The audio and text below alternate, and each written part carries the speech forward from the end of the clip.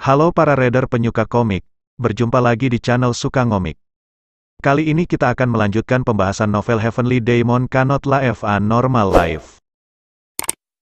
Sebelum lanjut, jangan ragu untuk klik like dan subscribe agar kalian tidak ketinggalan video yang lain dari channel ini. Langsung saja, tanpa basa-basi. Kata-kata tersebut terasa aneh baginya, dan hal itu terdengar tidak asing. Ayah Roman ingat, atau bahkan Baek Jung Hyuk ingat. Dia tampak kejam dan berhati dingin, dan mendorong putranya sampai mati. Tapi apa ini? Perlakuan ini tidak buruk. Itu membuat Roman tertawa. Terima kasih ayah.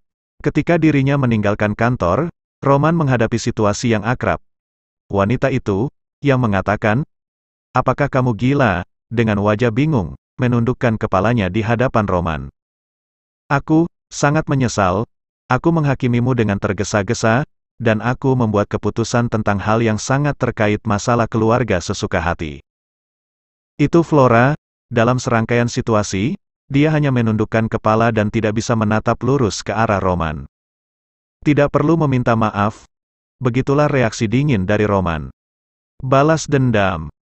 Itu bukan perasaan seperti itu.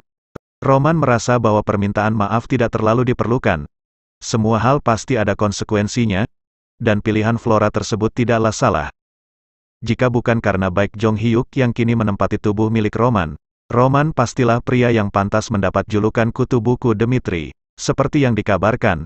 Dan keinginannya sangat lemah sehingga dia akan bunuh diri jika dia sedikit terpojok. Perjodohan Lawrence dengan Dmitri mungkin merupakan cara untuk menyelesaikan masalah secara langsung. Namun, sebagai seorang wanita, pasti sangat sulit untuk membuat janji seumur hidup kepada pria kutu buku seperti Roman. Aku mengerti pilihan Flora. Selain itu, tidak ada alasan untuk mengungkapkan kemarahan pada wanita yang telah memutuskan untuk mengambil semua tanggung jawab yang ada. Namun, Flora menafsirkan reaksi Roman secara berbeda. "Aku sangat mengerti kenapa kamu marah. Marah pada hal yang telah aku lakukan. Padahal itu adalah perjodohan di mana perasaan antara kedua belah pihak tidaklah penting, dan putus karena janji itu dilanggar secara sepihak. Tapi aku hanya ingin memberitahu kamu satu hal. Ada alasan khusus mengapa saya membuat keputusan untuk putus." Mendengar itu, Roman sama sekali tidak bereaksi. Dia berdiri diam.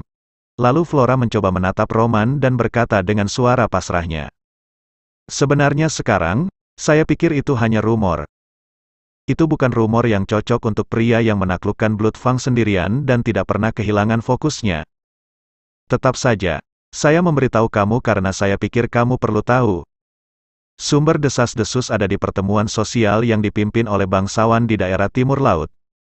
Ketika desas-desus menyebar bahwa saya menikahi Dmitri dalam perjodohan, para bangsawan yang saya kenal memberitahu saya bahwa Roman Dmitri kecanduan narkoba. Anda kehilangan akal sehat ketika Anda kecanduan. Jadi saya tidak bisa menerima hal itu." Roman tidak malu dan tidak menunjukkan reaksi khusus. Lalu Roman berkata kepada Flora, "Itu tidak masalah bagiku kamu memberitahuku ataupun tidak, tapi pada kenyataannya, kamu tidak ingin menikah denganku, dan hasilnya hanya putus." Pertama kalinya dia bertemu, juga begini, dan bahkan sekarang, Roman tidak mengizinkan Flora untuk mendekatinya. "Jadi, jangan terlibat dalam hidupku lagi." Roman berbicara dengan dingin dan melangkah meninggalkan Flora. Itu adalah bagian akhirnya. Seorang wanita bernama Flora tidak berhak memasuki pagar Roman. Dalam perjalanan kembali ke kamar, Roman tenggelam dalam pikirannya. Flora dan Lawrence. Meskipun hubungan yang merepotkan diselesaikan, Flora melemparkan masalah yang tidak bisa dia abaikan pada akhirnya. Dan itu adalah narkoba. Alisnya berkedut. Narkoba?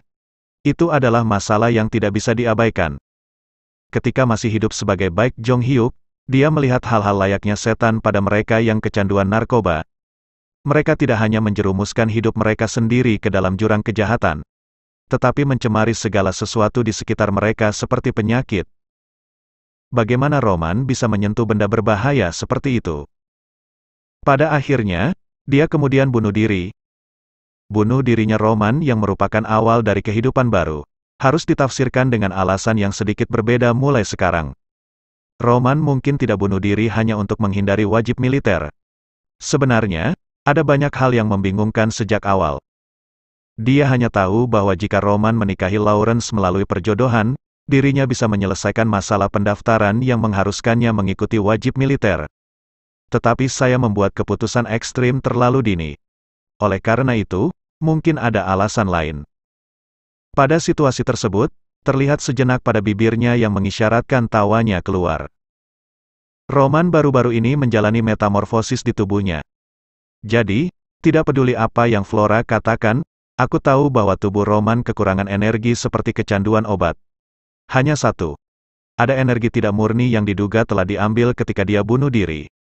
Tetapi energi itu benar-benar hilang dalam proses metamorfosis saat pelatihan tertutupnya.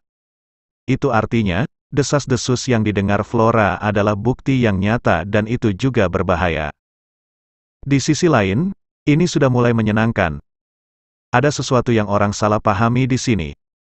Roman diibaratkan seperti sebuah mansion, dirinya telah membawa dan membiarkan Hans masuk ke pagar. Ada orang yang mengatakan bahwa dia mungkin seorang panglima perang suci ketika dia melihat malaikat memerintah manusia. Tapi, itu kesalahan besar. Jika kamu adalah musuh yang melintasi wilayah Roman, Roman akan menginjak-injak dan mengutuk pada hal terkecil sekalipun. Dan itu akan sangat kejam dan jauh dari kata adil.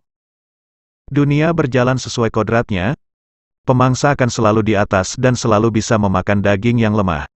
Itu wajar untuk menekan dari atas. Dan rasa takut yang terukir di tulang menjadi dasar untuk penaklukan Morim. Aku mungkin perlu memeriksa faktanya. Tak lama kemudian, bel pun segera berbunyi. Apakah Anda memanggilku, Master? Itu adalah Hans. Ia adalah orang pertama di dunia ini yang memasuki pagarnya Roman. Hans dengan hati-hati membuka pintu. Bersumber dari novel Heavenly Demon. Nah para reader, dukung kami dengan cara like, komen, dan subscribe. Salam suka ngomik.